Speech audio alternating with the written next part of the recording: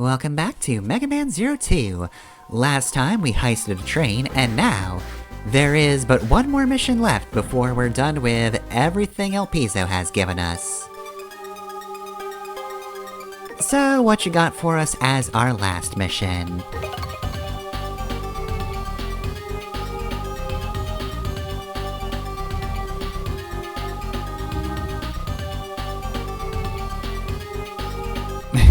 He still says that.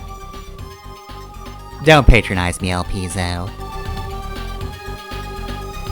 So, Computer Zone. We've got to destroy the Computer Zone, or CZ if you're cool and you like to shorten things to just single letters. Yeah, CZ is what all the cool kids call the Computer Zone.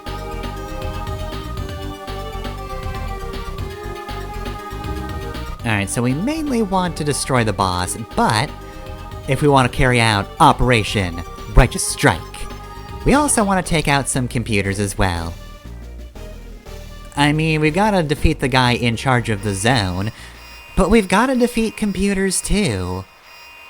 Right, so anyway, we're coming up on a stage with ice physics, which honestly aren't so bad. I don't like this stage because of the enemies, I think they're annoying.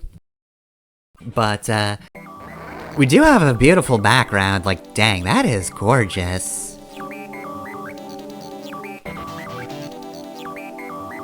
Anyone who says that the Game Boy Advance can't do good stuff is incredibly wrong, and I don't know why they've ever been allowed to speak, if they're going to be that wrong with their mouth. But yeah, I don't like the rest of this stage, so it's time to play a little bit of catch-up, because last time, I did not mention the inspiration for Panther Flow Claws, and of course we've gotta get into Polar Kamrous as well. So, Panther Flow Claws, I actually had to look up because panthers are real things, and admittedly, I'm not actually familiar with, like, mythical panthers in particular. The one guy I know is Black Panther, but that's a comic books guy. And I don't know if that counts. I don't think that's necessarily in the 02 Inspirations folder.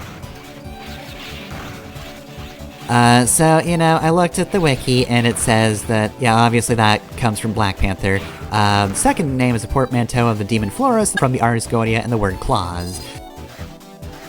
So, Floros is, as it says from the Ars Goetia, quite a Black Panther, but as Wikipedia's description goes, Great Duke of Hell, has 36 legions of demons under his rule. He gives true answers of all things past, present, and future, but he must first be commanded to enter a magic triangle, for if not, he will lie, deceive the conjurer, and beguile him in other business. But if he enters the triangle, he will answer truly, and gladly speak about divinity, the creation of the world, himself, and other fallen angels. I'm glad Floros will talk about himself, you know, he seems like he needs it. He could really use the boost. He's gotta talk about his own accomplishments, and then also gossip about fallen angels. He can also destroy all the conjurer's enemies by burning them up. If the magician requests it, he will not suffer temptations from any spirit or in any form. Commonly, people represent him as a humanoid leopard with big claws, which, the big claws part is correct. Leopard, it's a cat of sorts. It's close, I guess. But yeah, I definitely wanted to read the Wikipedia page because any entry in the Ars Goetia is bound to be a delight. They're just all great.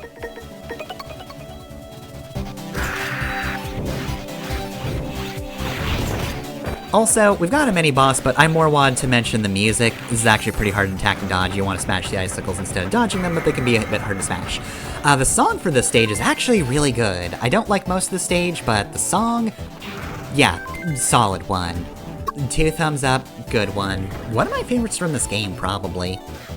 But yeah, I'm a little wary to trust, you know, fandom wikis in general, because, you know, that's always a little iffy. They can cite their sources, and I'll usually try to follow that at least, but that one didn't have any sources, so I'm a little iffy on it, but I couldn't figure it out myself, so yeah, I just decided I'll attempt to trust the internet. But the wiki isn't always right about things. I mention that because Polar Kamrous. The wiki refers to Polar as a female Mutos Reploid, which is only backed up by the manual.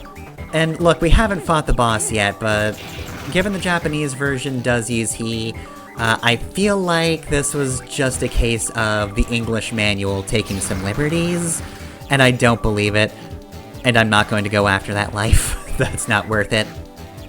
Speaking of the boss, I do like that you can see claw marks in this stage. That's actually kind of neat that there's just evidence that maybe the boss has anger management issues, or maybe isn't actually that great walking on ice, and just sort of slip slides and has to, like, brace against the wall and cuts into the wall.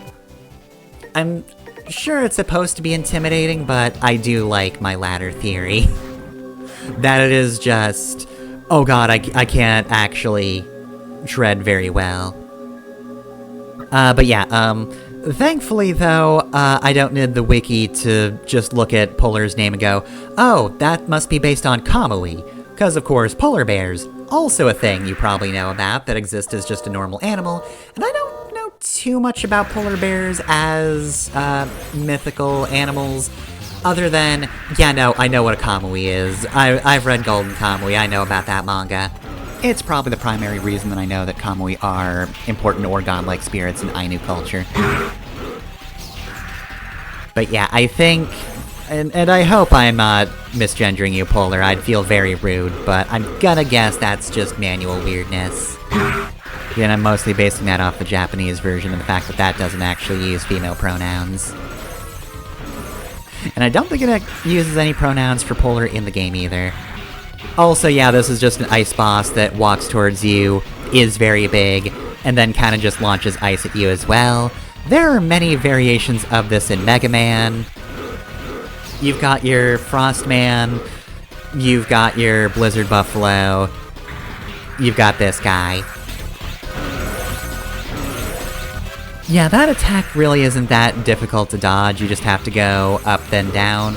It looks intimidating, but it's really not that bad. And I believe that's the EX skill, specifically the Ice Wall. The shorter ice with spikes on top of it is just a normal attack.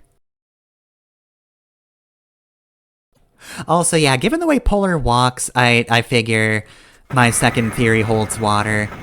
He looks like he has trouble walking around normally, but also he genuinely doesn't really realize Zero's there. He's very large and doesn't notice things that easily. Alright, 98 points, cool. So we've got the Ice Chip, we've captured the EX skill. You got the triple shot for Ice Buster. So, while we're here, you can also get the energy form in this game from picking up 25 life energy in a stage. 3 power, 2 defend, 1 speed, so it will give you more health drops. But man, the drawbacks are weird. It gives you slightly more buster damage, but only lets you use 2 shots. And then, I'm reading off the wiki again, but your sword combo is the second slash, and then the first. And also a delay between strikes. Like, the last hit of the combo does apparently do a bit more damage. But yeah, no, it just makes your actual attack abilities really weird, so if you like using energy form, don't use it against bosses. There's no reason to, you can't get health pickups in bosses, but like, definitely do not use it for bosses, because it just makes your attacks weird.